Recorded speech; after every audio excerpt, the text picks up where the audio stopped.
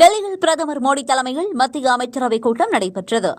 Iran போர் தாக்கம், எரிபொருள் தட்டுப்பாடு குறித்து மத்திய அமைச்சர்களுடன் பிரதமர் ஆலோசனை நடத்தினார். சென்னை போலீஸ் கமிஷனராக இருந்த அபின் தினேஷ் மோகத் சிபிசிஐடி ஏடிஜிபியாக நியமிக்கப்பட்டுள்ளார்.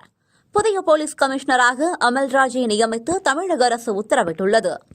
எங்களிடம் அதிகாரம் இல்லாத போதே மக்களுக்காக போராடினோம். இப்போது அனைத்து அடிப்படை தேவைகளையும் பூர்த்தி செய்வோம் என அமைச்சர் பார்த்திபன் தெரிவித்துள்ளார். போதை மற்றும் ஊழல் இல்லாத சேலம் மாவட்டத்தை உருவாக்க நடவடிக்கை எடுக்கப்படும் என்றும் அவர் கூறினார். முதல்வர் மேற்கொள்ளும் ஒவ்வொரு திட்டத்துக்கும் முயற்சிக்கும் காங்கிரஸ் தனது முழு ஆதரவையும் வழங்கும். தமிழகத்தில் தவேக 5 ஆண்டுகளை நிறைவு செய்யும் என காங்கிரஸ் அமைச்சர் விஸ்வநாதன் கூறினார். ஜார்க்கண்டில் தடை செய்யப்பட்ட மாவோயிஸ்ட் அமைப்பில் செயல்பட்டு பல்வேறு வழக்குகளின் கீழ் தேடப்பட்டு வந்த 27 மாவோயிஸ்டுகள் ராஞ்சி காவல்துறையினரிடம் சரணடைந்துள்ளனர்.